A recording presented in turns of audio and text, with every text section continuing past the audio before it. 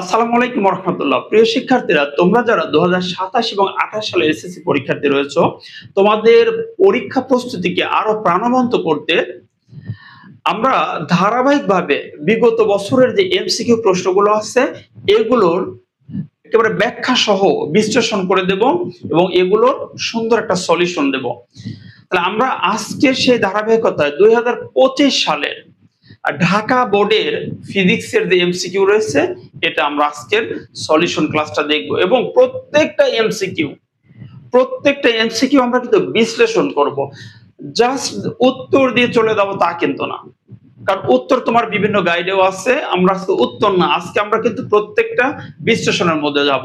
যে আমার কাছে এই যে বোর্ডে আমি একপাশে ঢাকা বোর্ড 2025 আমি একটা প্রশ্নপত্র এখানে রেখেছি। আচ্ছা, এখান থেকে আমরা দেখি আমার কাছে যেটা আছে ঢাকা বোর্ড 2025 এমসিকিউ ফিজিক্সের, এটা হলো ক সেট। ঠিক আছে, তোমাদের কাছে কিন্তু এটা অন্য সেটও থাকতে পারে। অর্থাৎ আমি যেটাকে বলছি হয়তো 1 নম্বর, তুমি সেটা 7 নম্বর 8 নম্বর খুঁজে পাবে তোমার তোমার কাছে বা তোমার গাইডে।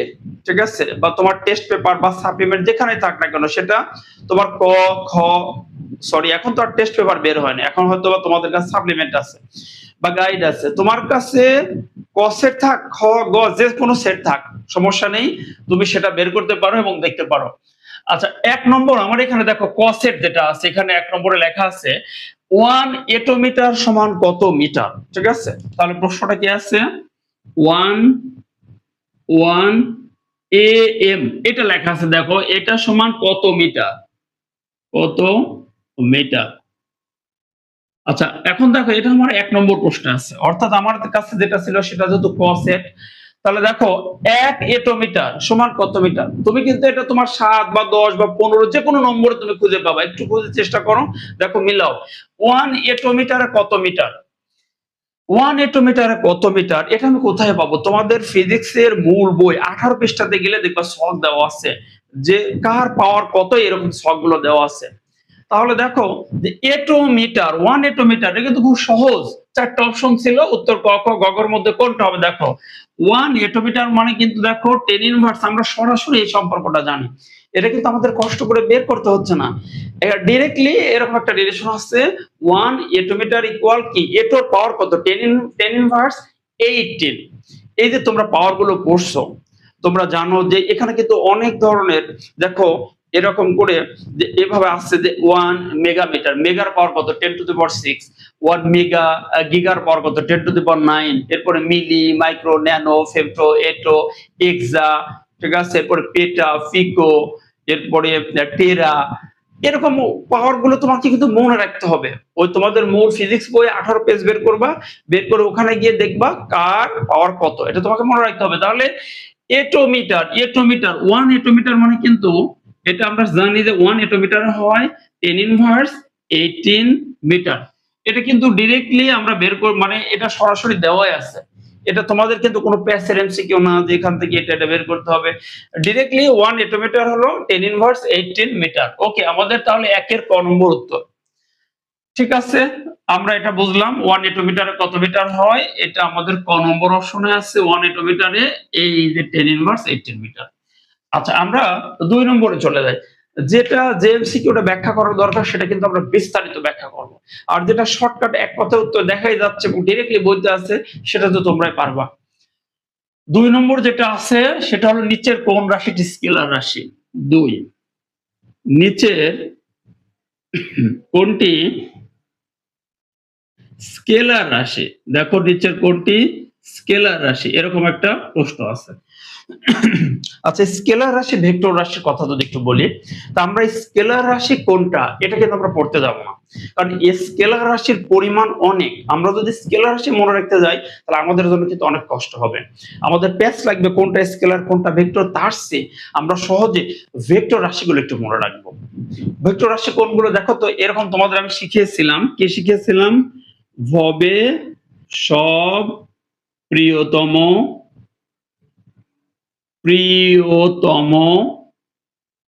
ভাসে প্রেমে। এখান থেকে আচ্ছা বাক্যটা যেমন হোক, আমরা কিন্তু এখান থেকে পজিটিভ কিছু নিচ্ছি, যে আমরা এখান থেকে দেখবো যে ভেক্টর রাশি কোনগুলো। দেখো ভতে ভরবেগ একটা ভেক্টর রাশি। আচ্ছা বৈকারতে কি? বৈকারতে হলো বেগ। এই যে বৈকারে হলো বেগ একটা ভেক্টর রাশি। দন্তের সাথে সরণ একটা ভেক্টর রাশি। বতে বল একটা ভেক্টর রাশি। পয় র ফলা এটাতে হলো প্রাবল্য বা তীব্রতা যেটাকে বলা হয় ইনটেনসিটি, প্রাবল্য। এটা আমরা দশম অধ্যায়ে গেলে পাবো স্থির বিদ্যুৎ। সেখানে গেলে আমরা দেখব তড়িৎ প্রাবল্য একটা রাশি আছে, এটা কিন্তু ভেক্টর রাশি। ও ফর ওজন, ওতে হলো ওজন একটা ভেক্টর রাশি। ততে কি হয়? ততে ত্বরণ একটা ভেক্টর রাশি। মতে কি হয়? মন্দন একটা ভেক্টর রাশি। নরমালি ৮টা ভেক্টর রাশি পড়লে তোমার 9 10 এর সিলেবাসে আর তেমন কিছু লাগবে না। এটা কভার হয়ে যাবে।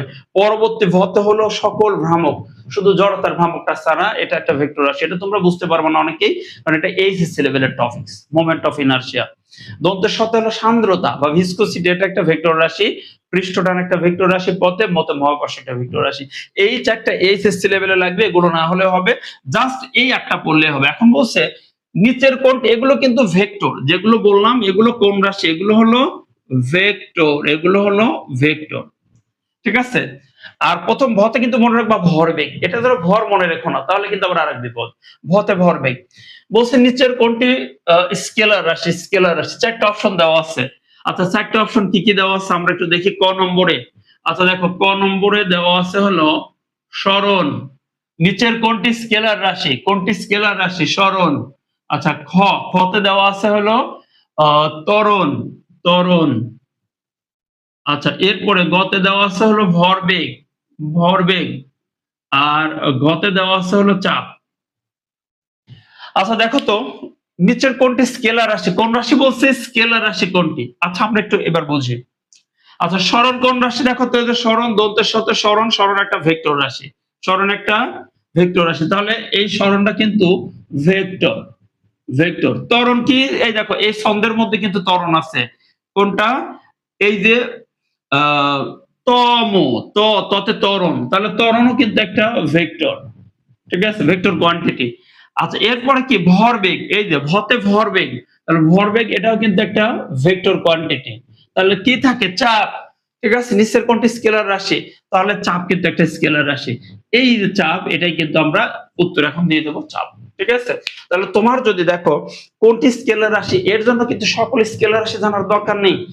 শুধুমাত্র ভেক্টর রাশি দ্বারা লিমিটেড কয়েকটা ভেক্টর রাশি, স্পেশালি 9 10 এর জন্য তুমি এই 8টা ভেক্টর রাশি পড়লে কিন্তু তোমার হয়ে যাবে। ঠিক আছে? আর এটার ডিটেইলস ক্লাস তোমরা আমার চ্যানেলে তোমরা গেলে দেখবা যে দ্বিতীয় অধ্যায়, ওইখানে গেলে পুরো ভেক্টর রাশি নিয়ে একটা আলাদা ক্লাস আছে, সেখান থেকে তোমরা দেখতে পারো। ঠিক আছে? ওকে, তাহলে আমরা এখানে দেখব যে 3 নম্বর যেটা আছে, একটি নির্দিষ্ট দৈর্ঘ্যের কোন পরিবাহীকে ধীরে ধীরে টেনে টেনে দ্বিগুণ করলে। ওকে, আমরা এখন যেটা দেখতে যাচ্ছি এটা হলো ফিজিক্সের একাদশ যে অধ্যায়টা রয়েছে। আচ্ছা আমি একটু বলি, প্রথমে তোমাদের যেটা দেখালাম, তোমাদের প্রথমে কোনটা দেখিয়েছি যে 1 এটোমিটার, ওটা ছিল প্রথম অধ্যায়, ভৌত রাশি ও তাদের পরিমাপ। আচ্ছা দ্বিতীয় যেটা স্কেলার ভেক্টরের যে কথাটা বললাম, এটা ছিল দ্বিতীয় অধ্যায় গতি। এখন যে প্রশ্নটা দেখবো, দেখো বলছে যে একটি নির্দিষ্ট দৈর্ঘ্যের কোন পরিবাহীকে ধীরে ধীরে টেনে দ্বিগুণ করলে। আচ্ছা পরিবাহীকে, পরিবাহী শর্টকাট প্রশ্ন উঠাচ্ছি যেহেতু তোমাদের কাছে প্রশ্ন এখন আছে। আচ্ছা এই পরিবাহীকে টেনে দ্বিগুণ করলে, এই যে কথাটা টেনে দ্বিগুণ করলে, তাহলে একটা নির্দিষ্ট উপাদানের একটা পরিবাহী, যে পরিবাহীর উপাদান অর্থাৎ তামা দিয়ে তৈরি বা লোহা বা যে কোনো একটা পরিবাহী পদার্থ দিয়ে একটা তার তৈরি করা আছে, একটা নির্দিষ্ট পরিবাহী। ওকে, সেটাকে টেনে যদি দ্বিগুণ করি, বলছে টেনে দ্বিগুণ করি। আচ্ছা দ্বিগুণ দুই ভাবে করা যায়, একটা হলো জোড়া দিয়ে দ্বিগুণ করা, আর একটা হলো টেনে দ্বিগুণ করা। হিসাব কিন্তু দুইটা দুই রকম, উত্তরও কিন্তু আলাদা আলাদা, বিষয়টা একটু বোঝার চেষ্টা করো। এখন দেখো বলছে পরিবাহীকে টেনে দ্বিগুণ করলে, টেনে দ্বিগুণ করলে তার আপেক্ষিক রোধ কি হবে। এখানে প্রশ্ন কিন্তু দুই ধরনের হয়, একটা টেনে দ্বিগুণ করলে আপেক্ষিক রোধ কেমন হবে বা রোধের কেমন হবে, রোধও চাইতে পারে, আপেক্ষিক রোধও চাইতে পারে। তাহলে আমাদের এবার বলছে পরিবাহীকে টেনে দ্বিগুণ করলে আপেক্ষিক রোধ কেমন হবে। আপেক্ষিক রোধ, রোধ আপেক্ষিক রোধ হবে পূর্বের, আপেক্ষিক রোধ হবে পূর্বের কত গুণ, বিষয়টা এরকম পূর্বের। তাহলে একটা নির্দিষ্ট পরিবাহীকে টেনে দ্বিগুণ করলে আপেক্ষিক রোধ কি হয়ে যাবে। আচ্ছা খুবই সহজ, তোমাকে এরকম প্রশ্ন যাই বলুক না কেন, একটা পরিবাহীকে টেনে দ্বিগুণ করলে 3 গুণ 4 গুণ 5 গুণ 1/3 পঞ্চমাংশ, যদি বলে আপেক্ষিক রোধ কি হবে, আপেক্ষিক রোধ কি হবে সেটা তখন কিন্তু একই থাকবে, সমানই থাকবে, মানে আপেক্ষিক রোধের কোনো পরিবর্তন হবে না। এটা খুবই সহজ একটা টার্ম। তোমাকে যাই বলুক যে পরিবাহীকে দ্বিগুণ, তিনগুণ, চারগুণ, পাঁচগুণ, কারণ আপেক্ষিক রোধ কিন্তু ওই পরিবাহী কত মিটার লম্বা বা কত তার প্রস্থচ্ছেদের ক্ষেত্রফল, এই বিষয়গুলোর উপর ডিপেন্ড করছে না। আপেক্ষিক রোধ বিষয়টা কি আসলে দেখো তো, আপেক্ষিক রোধ কিন্তু যে প্রতি 1 মিটার, অর্থাৎ 1 মিটার দৈর্ঘ্য এবং 1 মিটার স্কয়ার ক্ষেত্রফল বিশিষ্ট কোন পরিবাহীর রোধকে তার উপাদানের আপেক্ষিক রোধ বলে। মানে আপেক্ষিক রোধ কাউন্ট করা হয় হলো 1 মিটারের জন্য, মানে লম্বায় তারটা হবে 1 মিটার, এরকম মানে তার যতই লম্বা করা হোক কিন্তু কাউন্ট করা হয় 1 মিটার, এবং তার প্রস্থচ্ছেদের ক্ষেত্রফল যখন আমরা 1 মিটার স্কয়ারকে চিন্তা করব, অর্থাৎ তুমি দেখো আমরা এরকম সূত্র কিন্তু শিখছিলাম। কি শিখছিলাম? রো ইকুয়ালস আর এ ডিভাইডেড এল। এখন রোটা কি আসলে? রো হয় যখন এই যে এটা যখন হয় 1 মিটার স্কয়ার আর এল যখন হয় 1 মিটার, তখন আমরা কিন্তু লিখতে পারি রো ইকুয়ালস আর। দেখো তো আপেক্ষিক রোধটা আসলে কি? এই রোটা হলো আপেক্ষিক রোধ। আপেক্ষিক রোধ কি? 1 মিটার দৈর্ঘ্য, এই যে এলটা 1 মিটার লেংথ, 1 মিটার দৈর্ঘ্য ও 1 বর্গমিটার প্রস্থচ্ছেদের ক্ষেত্রফল বিশিষ্ট কোন পরিবাহীর রোধকেই বলে আপেক্ষিক রোধ। অর্থাৎ এর মান যখন 1 মিটার 1 মিটার স্কয়ার দেব, এল যখন 1 মিটার দেবে তখন রো কিন্তু আর হয়ে যাবে। ঠিক আছে? অর্থাৎ আর কে রোধ বলবো, আর মানে রোধকেই আপেক্ষিক রোধ বলবো। রোধকেই আপেক্ষিক রোধ বলবো। এখন কথা হলো দেখো, তোমাদের এরকম প্রশ্ন যদি থাকে যে পরিবাহীকে টেনে দ্বিগুণ করলে, অর্থাৎ একটা নির্দিষ্ট তাপমাত্রায় কোন একটা নির্দিষ্ট পরিবাহী তাকে টেনে যত গুণই করি না কেন, যাই করি না কেন, তার কিন্তু আপেক্ষিক রোধের পরিবর্তন হবে না। আপেক্ষিক রোধ পরিবর্তন হবে তখনই যখন আমরা উপাদান চেঞ্জ করে ফেলবো। ঠিক আছে? ধরো লোহার পরিবর্তে যদি রূপা বা তামা বা সোনা অন্য কোনো উপাদান চেঞ্জ করি, তখন কিন্তু আপেক্ষিক রোধের পরিবর্তন হবে। তাহলে এই টাইপের প্রশ্নগুলোর ক্ষেত্রে তোমাকে যাই বলুক টেনে দ্বিগুণ করলে আপেক্ষিক রোধ কি হবে? আপেক্ষিক রোধ হবে পূর্বের সমান। কিন্তু যদি বলতো রোধের কি হবে, তখন কিন্তু হিসাবটা আসতো 4 গুণ। যদি বলতো রোধ কয় গুণ হবে, তখন কিন্তু 4 গুণ আসতো। ঠিক আছে? আর দেখো আমরা সেটা আজকে আর দেখাচ্ছি না, রোধ কয় গুণ হবে এরকম ক্লাস আমার কিন্তু ওই একাদশ অধ্যায়ে দেওয়া আছে, তোমরা এগুলো দেখতে পারো। ঠিক আছে? রোধের নির্ভরশীলতা এই নামের একটা ক্লাস আছে, সেই ক্লাসে তোমরা দেখতে পারো। তাহলে পরিবাহীকে টেনে দ্বিগুণ করলে আপেক্ষিক রোধ কি হবে? আপেক্ষিক রোধ পূর্বের সমানই থাকবে, এর কোনো সমস্যা না, আপেক্ষিক রোধ একই থাকবে, পরিবর্তন হবে না। ঠিক আছে? আচ্ছা, আপেক্ষিক রোধ পরিবর্তন হবে তখনই যখন আমরা উপাদান চেঞ্জ করব, টেম্পারেচার, সেই ক্ষেত্রে এখানে কিন্তু আপেক্ষিক রোধ একই থাকবে। ওকে, এরপরে দেখো তারপরের প্রশ্নটা, আমরা যে শক্তি ব্যবহার করি তার কত ভাগ নবায়নযোগ্য শক্তি? তাহলে আমরা যে শক্তি ব্যবহার করি তার কত ভাগ নবায়নযোগ্য শক্তি? এটা কিন্তু একটা চতুর্থ অধ্যায়ের প্রশ্ন। নবায়নযোগ্য শক্তি, অনবায়নযোগ্য শক্তি, জ্ঞানমূলক একটা প্রশ্ন। 5 ভাগের 1 ভাগ, ঠিক আছে, বলছে আমরা যে শক্তি ব্যবহার করি তার মধ্যে নবায়নযোগ্য মানে বারবার ব্যবহার করা যাবে, যেমন ধরো সৌরশক্তি কিন্তু নবায়নযোগ্য শক্তি। ঠিক আছে? এরকম বলছে নবায়নযোগ্য শক্তি বারবার ব্যবহার করা যাবে, এরকম শক্তি কিন্তু শতকরা কি, যে আমরা প্রায় এটা পাবো হলো কেমন, যে তোমাকে প্রশ্ন করছে যে আমরা যে শক্তি ব্যবহার করি তার কত ভাগ নবায়নযোগ্য, তার কিন্তু 5 ভাগের 1 ভাগ, অর্থাৎ উত্তরটা হবে খ নম্বর, সেটা 1/5। ঠিক আছে? এত, অর্থাৎ 5 ভাগের 1 ভাগ হলো নবায়নযোগ্য শক্তি। ঠিক আছে? আর 5 নম্বর প্রশ্নটা হচ্ছে কম্পিউটার ব্যবহারে স্ক্রিনটি চোখ হতে কত দূরে রাখতে হয়? কম্পিউটার আমরা যখন ব্যবহার করি তারা মনিটর থেকে, অর্থাৎ যে স্ক্রিন থেকে চোখের দূরত্বটা কতটুকু হবে, এটা তোমাদের এখন এই সিলেবাসে, অর্থাৎ 25 তোমাদের যে 26 সালে মানে যে বইটা আছে এখন, 26 সংস্করণের যে বইটা ও 25 এর যে বইটা, অর্থাৎ তোমরা যারা 28 সালের এসএসসি দিবা বা 27 সালের এসএসসি দিবা, তোমাদের কিন্তু এই টপিকসটা নেই। ঠিক আছে? কম্পিউটার থেকে কত দূরে, এটা আগে ছিল। এটার উত্তর হবে 50 থেকে 60 সেন্টিমিটার দূরে চোখ থেকে মনিটর বা স্ক্রিনটা থাকতে হবে। ঠিক আছে?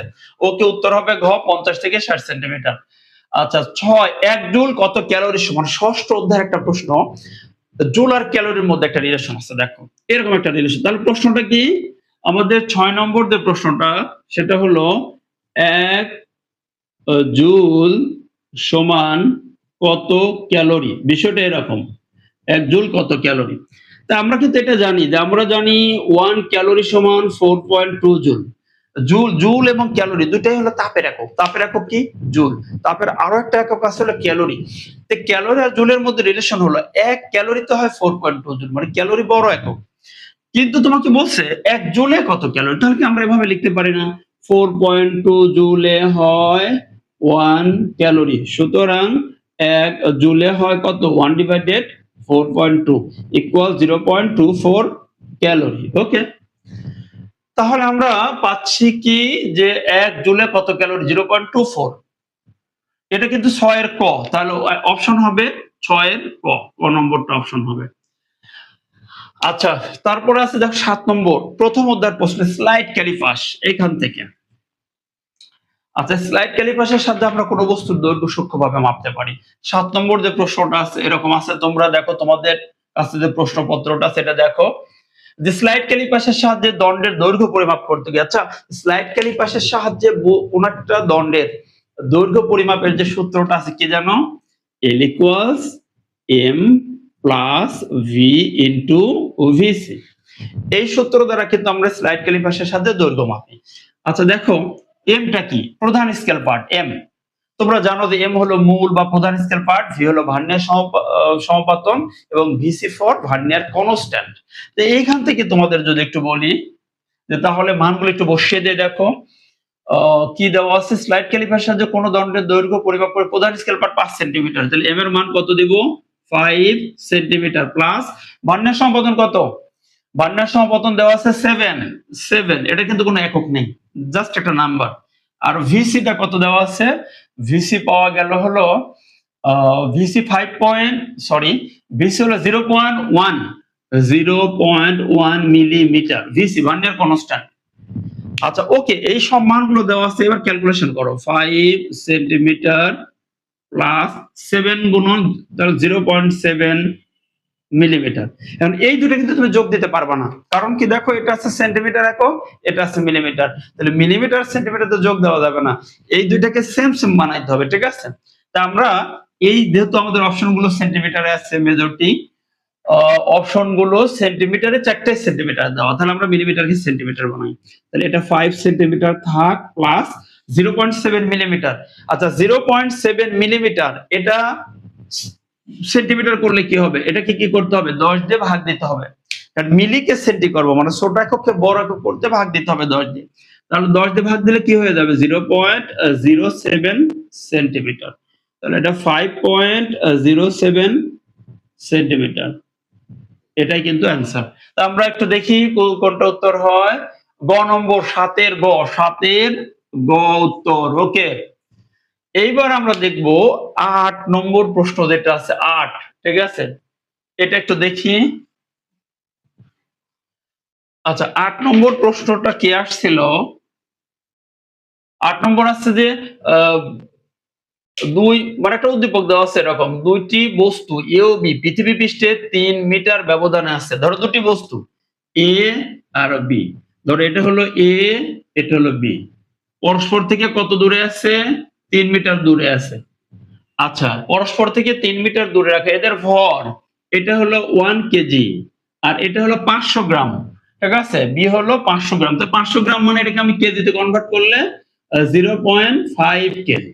ওকে, যেহেতু দেওয়া আছে 500 গ্রাম, তো এটাকে আমরা কেজি করলে কি হবে হাফ কেজি, 0.5 কেজি, তাহলে দুটো বস্তু 3 মিটার দূরে দেওয়া আছে। আচ্ছা এটা কি তুমি অনুমান করতে পারো কোন অধ্যায়ের প্রশ্ন, এটা তোমাদের তৃতীয় যে অধ্যায়টা আছে বল, এখানকার কিন্তু মহাকর্ষ যে টপিকসটা আছে সেটার উপর ভিত্তি করে এটা আসছে। দেখো এখন বলছে যে এই যে এ আর বি চন্দ্র, এখন বলছে যে এখান থেকে কি করা হলো যে চন্দ্রপৃষ্ঠ অভিকর্ষ ত্বরণ মানে চাঁদে অভিকর্ষ ত্বরণের মান দেওয়া আছে, সেটা কত দেওয়া আছে, চাঁদে g equal 1.63 metre per second square, চাঁদের অভিকর্ষ ত্বরণটা দেয়া আছে। ভালো, এখন আমাদের যে প্রশ্নটা করলো সেটা কি প্রশ্ন, যে চন্দ্রপৃষ্ঠে বি বস্তুটির ওজন কত, এই যে বি নামক যে বস্তু, এই বি বস্তুটির চাঁদে ওজন কত, তাহলে আমরা এটা বের করব। তাহলে দেখো বি বস্তুর ভর দেওয়া আছে, তাহলে ওজনের সূত্র কি, তাহলে আমরা এখন লিখতে পারি যে বি বস্তুর চাঁদে ওজন W ইকুয়ালস ওয়েট কত mg, তাহলে m কত বি বস্তুর 0.5 আর জি এর মান কত 1.63 চাঁদের জন্য, ঠিক আছে, এটা কিন্তু পৃথিবী পৃষ্ঠে বলে নাই, চাঁদে বলছে, তাহলে আমরা যেটা দেখব সেটা হলো 0.5 গুণন 1.63 0.815 নিউটন। ওকে, তার উত্তর হলো ৮ এর ক। তাহলে ৮ এর কিন্তু ক নম্বর অপশনটা হবে। এবার আমরা ৯ দেখব। ঠিক আছে? আমার মনে হয় তোমরা এটা বুঝতে পারছো। খুবই সহজ ছিল। এখন ৯ নম্বর বলছে যে ৯ নম্বর বলছে এ ও বি এর মধ্যে ক্রিয়াশীল বলের মান কত? এই যে এ আর বি এর মধ্যে কি পরিমাণ আকর্ষণ বল আছে? নিউটনের মহাকর্ষ সূত্র। যে এই ২ টা বস্তু যদি ৩ মিটার দূরে থাকে তাহলে পরস্পরকে কত বল দ্বারা আকর্ষণ করে? তো আমরা এই ৯ নম্বরের জন্য কিন্তু এই সূত্র দিতে পারি F equal G m1 m2 divided d square. G এর ভ্যালু তোমরা সবাই জানো, জি এর মান কত? মহাকর্ষীয় ধ্রুবক, এটার মান হলো 6.673 ইনটু 10 ইনভার্স 11 ইনটু m1 কত? ১ কেজি আর m2 কত? 0.5 কেজি ডিভাইডেড দুইটার মধ্যে ডিসটেন্স ৩ মিটার, তাহলে এর উপরে স্কয়ার। এখন এটাকে ক্যালকুলেশন করো, করে যেটা হয় সেটাই উত্তর। 6.673 ইনটু 10 ইনভার্স 11 এর সঙ্গে 1 গুণন 0.5 মানে মূলত 0.5 গুণন। আচ্ছা, এটাকে ভাগ দিতে হবে 9 দ্বারা, 3 square. 3.70 into 10 inverse 12, 3.70 into 10 inverse 12 আছে ঘ নম্বরে। 3.70 ইনটু 10 ইনভার্স 12 নিউটন। এটা হলো ৯, তাহলে ঘ। ওকে, তো আমরা আজকে ১ থেকে ৯ পর্যন্ত আলোচনা করলাম। এই পর্যন্তই থাক, কারণ আমি চাচ্ছি না ক্লাসটা খুব বেশি বড় হোক। তাহলে এরপরে ধারাবাহিকভাবে, এটা হলো আমার ঢাকা বোর্ড ২০২৫ পার্ট 1। ঠিক আছে? ৯ এর পরে ১০ থেকে তোমরা যারা দেখবা এর পরের থেকে পার্ট 2 দিয়ে দেবো খুব দ্রুতই, সেখানে আবার ১০ থেকে শুরু হবে ইনশাআল্লাহ। তাহলে ১০ থেকে আবার আরেকটা পার্ট তৈরি করবে এবং ফাইনালি আমরা ৩টা পার্ট, প্রত্যেকটা বোর্ড অল্প অল্প করে কাজ করব, কিন্তু আমরা যেন খুব বেশি লম্বা ক্লাস দিলে তোমরা অনেকে বোরিং ফিল করতে পারো। সো ক্লাসগুলো ছোট ছোট করে ভেঙে ভেঙে দিচ্ছি। এখানে যদি কোনো প্রশ্নের কোনো সমস্যা হয় তোমরা আমাকে আবার প্রশ্ন করতে পারো। ঠিক আছে?